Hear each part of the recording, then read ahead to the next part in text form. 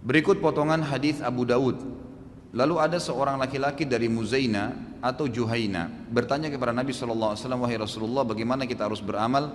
Apakah amalan itu berdasar pada takdir yang telah berlalu atau berdasarkan pada sesuatu yang baru? Beliau menjawab, berdasarkan pada sesuatu yang telah ditetapkan. Lalu laki-laki itu atau sebagian orang lain bertanya, lalu untuk apa kita beramal? Beliau menjawab, sesungguhnya ahli surga akan dimudahkan untuk beramal dengan amalan penduduk surga, dan ahli neraka akan dimudahkan untuk beramal dengan amalan ahli neraka. Apakah sudah ditentukan sejak dahulu siapa penghuni surga dan penghuni neraka? Mohon penjelasan Pak Ustaz. Jawabannya iya. Iya. Kita sekarang ini Allah sudah tahu mana penghuni surga, mana penghuni neraka. Tetapi bukan paksaan dari Allah. Bukan Allah jabarkan. Jabar itu dalam istilah bahasa Arab, Allah paksa dia harus jadi neraka atau di surga, bukan. Tapi Allah dengan keluasan ilmunya, dalam akhir surah Al-Anfal patokannya itu Allah mengatakan, a'udzubillahi minasyaitonirrajim, wa qad ahata bikulli syai'in ilma, dan Allah meliputi segala sesuatu dengan keluasan ilmunya. Kata para ulama, Allah tahu semua sebelum menciptakan langit dan bumi, sebelum menciptakan semua makhluk, manusia, jin, malaikat, tumbuh-tumbuhan, hewan-hewan, semua sebelum menciptakan, Allah sudah tahu kalau saya ciptakan nanti dari awal dia hidup sampai dia mati apa yang dia lakukan. Allah sudah tahu dengan keluasan ilmunya. Itulah keluasan ilmu Allah Subhanahu wa taala. Ini yang dimaknakan dengan waqad ahata bikulli syai'in ilma. Allah meliputi segala sesuatu dengan keluasan ilmunya. Jadi Allah memang sudah tahu. Karena Allah sudah tahu si fulan ini kalau saya ciptakan nanti dia akan pilih perbuatan penghuni neraka, maka Allah mudahkan jalannya dengan itu. Saya kasih contoh. Saya jelaskan ya, saya reviewkan kembali. Takdir ada dua macam, ada mutlak dan ada ikhtiar.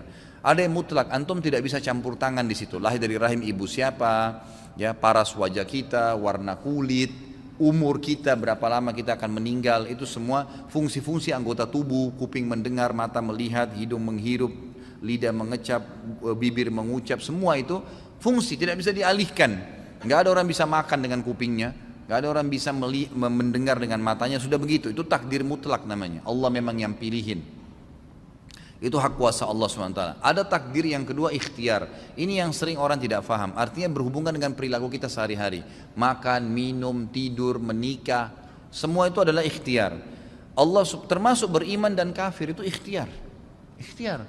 Sekarang antum bisa duduk di masjid ini, majelis kita bisa pulang. Siapa yang bisa tahan? Walaupun saya bilang jangan pulang akhi, tetap kalau antum mau pulang hak antum, tidak ada yang bisa tahan.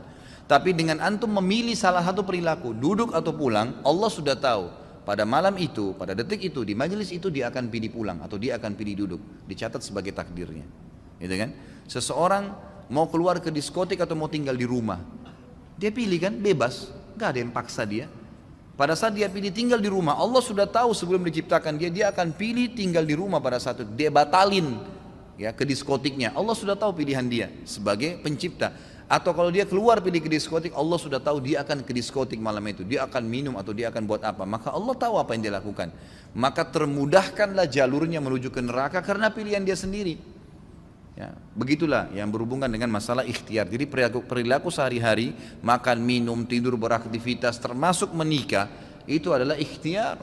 Ikhtiar, menjadi kafir dan beriman itu ikhtiar, pilihan kita, bebas. Antum sekarang bisa murtad ya, naudzubillah, atau bisa beriman, bebas. Seseorang dengan satu kalimat aja bisa murtad kok. Dia mengatakan saya murtad, naudzubillah, dengan hatinya betul-betul dia ingin keluar, maka dia murtad, gitu kan. Orang bisa dari kafir masuk Islam dengan satu kalimat, syahadu an la ilaha illallah, syahadu anna muhammadar rasulullah, muslim langsung pada saat itu, gitu kan. Jadi seperti itu ikhtiar dia, nggak ada yang paksain.